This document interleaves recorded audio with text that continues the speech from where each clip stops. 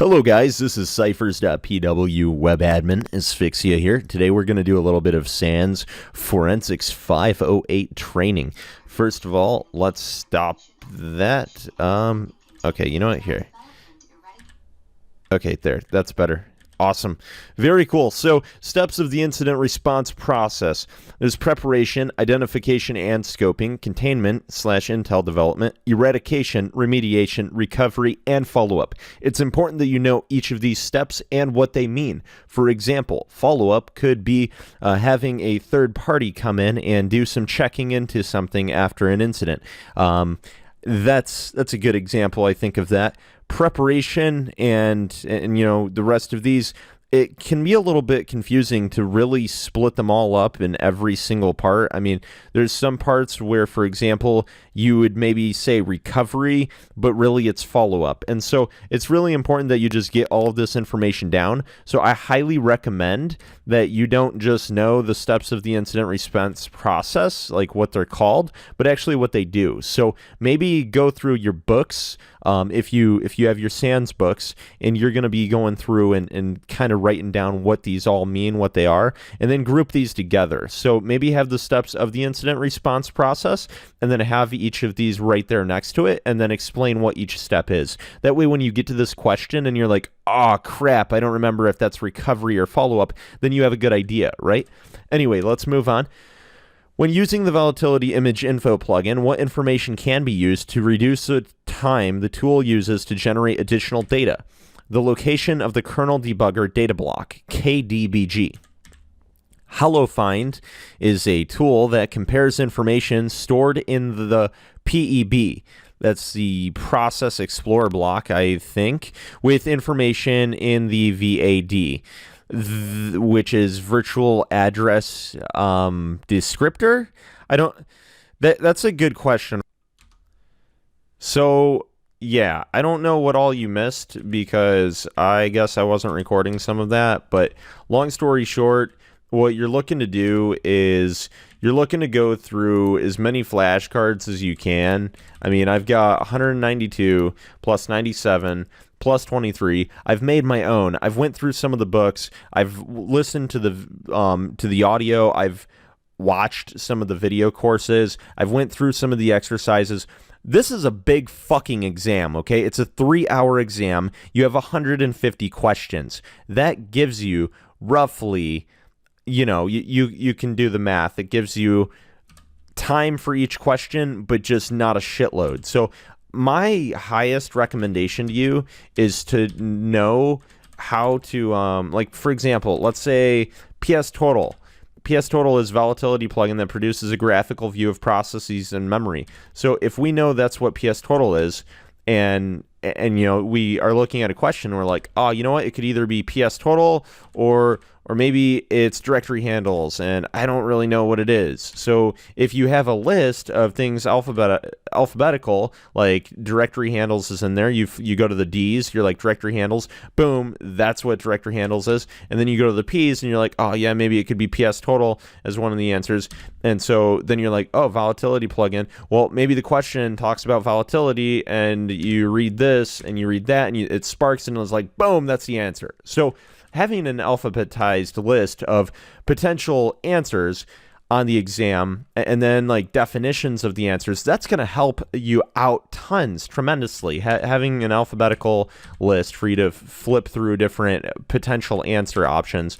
I mean, maybe KDBG or kernel debugger data block is an answer. Well, you know what the kernel debugger block is, and you know, you learn about it and stuff a little bit, so that way when you have it on the exam, you know what you're doing. Anyway, I'm going to go through a little bit more of these, and so let's just go ahead and start off right here with DLL. That defines capabilities of a Windows process. Socket is a process object that defines network connection endpoints. Every network socket is assigned to a specific process, allowing network activities to be traced to a process. PSScan, volatility plugin that scans memory to identify terminated processes within unallocated memory and processes hiding due to rootkit techniques. What will cause the C time of a file to be updated? Change in file size, change in security permission, change in file ownership. MMLS determines which OS and physical layout is used by a disk or disk image. FLS, file system timeline creation tool that can create timelines for ISO 9660 file systems CD-ROM.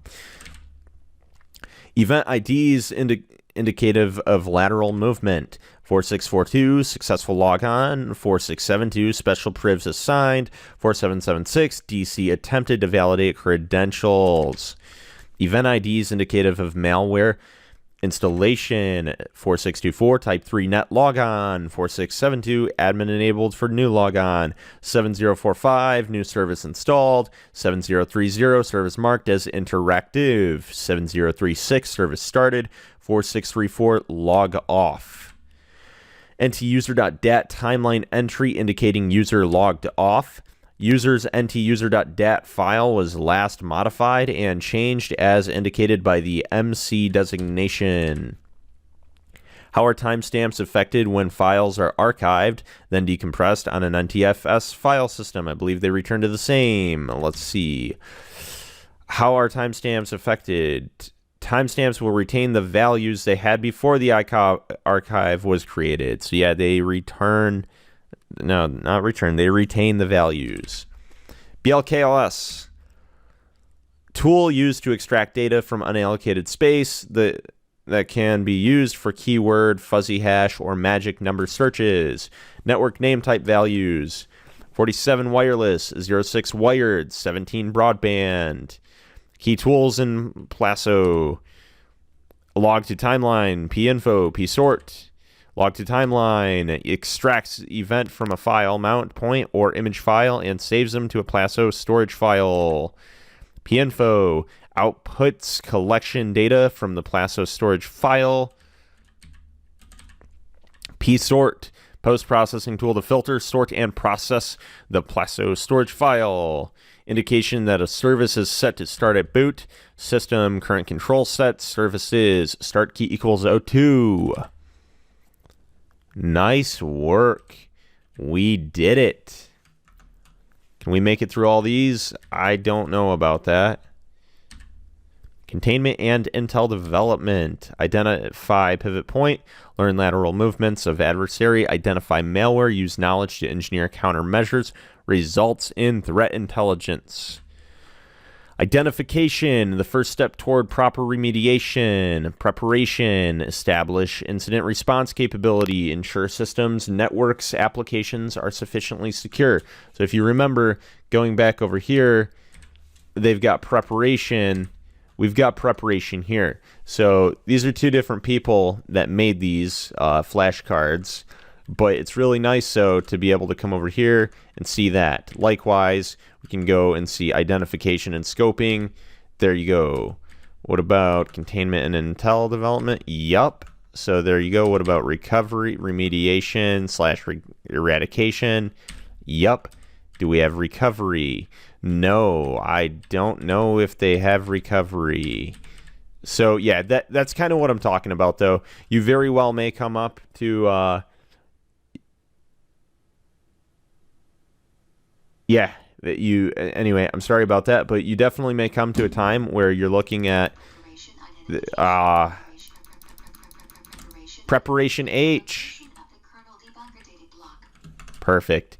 Anyway, I'm going to go ahead and I'm going to stop this video here. We are going to we're going to pick back up a little bit with some different training techniques and methods, and I will be covering a bit more info. Thanks.